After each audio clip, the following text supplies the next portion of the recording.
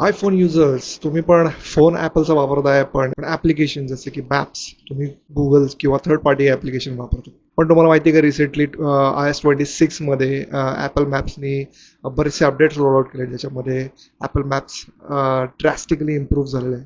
Almost Google मॅपला टक्कर देते.